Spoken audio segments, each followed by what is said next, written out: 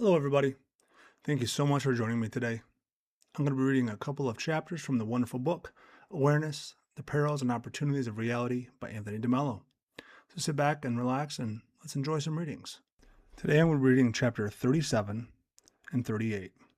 Chapter 37 is entitled, At a Loss for Words. So let's get started. Chapter 37, At a Loss for Words. Dag Hammarskjöld, the former UN Secretary General, put it so beautifully.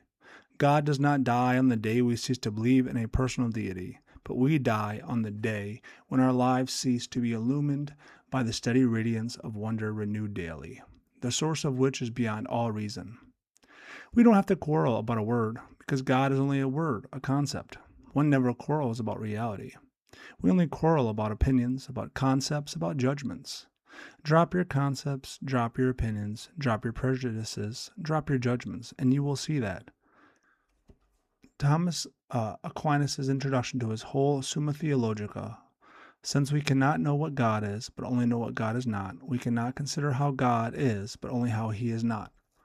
I have already mentioned Thomas's commentary on Boethius de Sancta Trinitate, where he says that the loftiest degree of knowledge of God is to know God as the unknown. Thomas says this is what is ultimate in the human knowledge of God, to know that we don't know God. This gentleman was considered the prince of theologians. He was a mystic and is a canonized saint today. We're sitting on a pretty good ground. In India, we have a Sanskrit saying for this kind of thing, neti neti. It means not that, not that. Thomas's own method was referred to in the viva negativa, the negative way. C.S. Lewis wrote in a diary while his wife was dying. It's called A Grief Observed. He had married an American woman whom he loved dearly. He told his friends, God gave me in my 60s what he denied me in my 20s. He had hardly had married her when she died a painful death of cancer. Lewis said that his whole faith crumbled like a house of cards. Here he was, a great Christian apologist, but when disaster struck home, he asked himself, is God a loving father or is God the great vivisectionist? There's pretty good evidence for both. I remember that when my own mother got cancer, my sister said to me, Tony, why did God allow this to happen to Mother? I said to her, my dear, last a year, 1 million people died of starvation in China because of the drought, and you never raised a question. Sometimes the best thing that can happen to us is to be awakened to reality, for calamity to strike, for then we come to faith, as C.S. Lewis did. He said that he had never had any doubts before about people surviving death, but when his wife died, he was no longer certain. Why? Because it was so important to him that she be living. Lewis, as you know, is the master of comparisons and analogies. He says it's like a rope. Someone says to you, would this bear the weight of 120 pounds? You answer, yes. Well, we're going to let down your best friend on this rope. Then you say, wait a minute. Let me test that rope again. You're not so sure now. Lewis also said in his diary that we cannot know anything about God, and even in our questions about God are absurd. Why? It's as though a person born blind asks you the color green. Is it hot or cold? Neti neti, not that. Is it long or is it short? Not that. Is it sweet or is it sour? Not that. Is it round or oval or square? Not that, not that. The blind person has no words, no concepts for a color of which he has no idea, no intuition, no experience. You can only speak to him in analogies. No matter what he asks, you can only say, not that. C.S. Lewis says somewhere that it's like asking how many minutes are in the color yellow. Everybody could be talking the question very seriously, discussing it, fighting about it. One person suggests that there are 25 carrots in the color yellow. The other person says, no, 17 potatoes. And they're suddenly fighting. Not that, not that. This is what is ultimate in our human knowledge of God, to know that we don't know.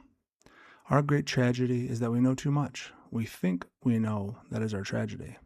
So we never discover. In fact, Thomas Aquinas, he's not only a theologian but a great philosopher, says repeatedly, all the efforts of the human mind cannot exhaust the essence of a single fly. I do want to add a quick addendum. In this chapter, there were a lot of Latin words that I couldn't pronounce, so I've just read the English translation of them, just so that you're aware. That does end chapter 37, entitled, At a Loss for Words. Let's begin chapter 38, entitled, Cultural Conditioning. Something more about words. I said to you earlier that words are limited. There is more I have to add. There are some words that correspond to nothing. For instance, I'm an Indian. Now, Let's suppose that I'm a prisoner of war in Pakistan and they say to me, well, today we're going to take you to the frontier and you're going to look at your country. So they bring me to the frontier and I look across that border and I think, oh, my country, my beautiful country. I see villages and trees and hills. This is my native land. After a while, one of the guards says, excuse me, we've made a mistake here. We have to move up another 10 miles. What was I reacting to? Nothing. I kept focusing on the word India. But trees are not India. Trees are trees. In fact, there are no frontiers or boundaries. They are put there by the human mind, generally by stupid, avaricious politicians. My country was one country once upon a time. It's four now. If we don't watch out, it might be six. Then we'll have 6 flags, 6 armies. That's why you'll never catch me saluting a flag. I abhor all national flags because they are idols. What are we saluting? I salute humanity, not a flag with an army around it. Flags are in the heads of people. In any case, there are thousands of words in our vocabulary that do not correspond to reality at all, but they do trigger emotions in us. So we begin to see things that are not there. We actually see Indian mountains when they don't exist, and we actually see Indian people who also don't exist. Your American conditioning exists. My Indian conditioning exists, but that's not a very happy thing. Nowadays, in third world countries, we talk a great deal about enculturation. What is this thing called culture? I'm not very happy with the word. Does it mean you'd like to do something because you were conditioned to do it? That you'd feel like something because you were conditioned to feel it? Isn't that being mechanical? Imagine an American baby that is adopted by a Russian couple and taken to Russia. It has no notion that it was born in America. It's brought up talking Russian. It lives and dies for Mother Russia. It hates Americans. The child is stamped with his own culture. It's steeped in its own literature. It looks at the world through the eyes of its culture. Now, if you want to wear your culture the way you wear your clothes, that's fine. The Indian woman who would wear a sari and the American woman who wears something else, the Japanese woman would wear her kimono, but nobody identifies herself with the clothes. But you do want to wear your culture more intently. You become proud of your culture. They teach you to be proud of it. Let me put it this as forcefully as possible. There's this Jesuit friend of mine who said to me, anytime I see a beggar or a poor person, I cannot not give this person alms. I got that from my mother. His mother would offer a meal to any poor person who passed by him. I said to him, Joe, what you have is not a virtue. What you have is a compulsion. A good one from the point of view of the beggar, but a compulsion nonetheless. I remember another Jesuit who said to us once at an intimate gathering of the men of our Jesuit province in Bombay, I'm 80 years old. I've been a Jesuit for 65 years. I have never once missed my hour of meditation, never once. Now that could be very admirable, or it could also be a compulsion. No great merit in it if it's mechanical. The beauty of an action comes not from its having become a habit, but from its sensitivity, consciousness, clarity of perception, and accuracy of response.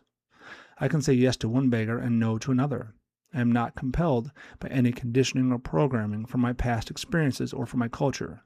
Nobody has stamped anything onto me, or if they have, I'm no longer reacting to it on the basis of that. If you had a bad experience with an American, or bitten by a dog, or had a bad experience with a certain type of food, for the rest of your life, you'd be influenced by that experience, and that's bad. You need to be liberated from that. Don't carry over experiences from the past. In fact, don't carry over good experiences from the past either. Learn what it means to experience something fully, then drop it, and move on to the next moment, uninfluenced by the previous one. You'd be traveling with such little baggage that you could pass through the eye of a needle. You'd know what eternal life is, because eternal life is now, in the timeless now. Only thus will you enter into eternal life. But how many things we carry along with us. We never set about the task of freeing ourselves, of dropping the baggage of being ourselves. I'm sorry to say that everywhere I go, I find Muslims who use their religion, their worship, and their Quran to distract themselves from the task, and the same applies to Hindus and Christians. Can you imagine the human being who is no longer influenced by words? You can give him any number of words, and he'll still give you a fair deal. You can say, I'm Cardinal Archbishop so-and-so, but he'll still give you a fair deal. He'll see you as you are. He's uninfluenced by the label. That concludes Chapter 38, entitled Cultural Conditioning. I really appreciate you guys listening and sharing this experience of this wonderful book with me. I would love it if you could like the video, share it with a friend, leave a comment. It really goes a long way and it's really appreciated. Hope you guys have a wonderful and beautiful day. I look forward to hearing from you and sharing more with you soon. Take care, guys.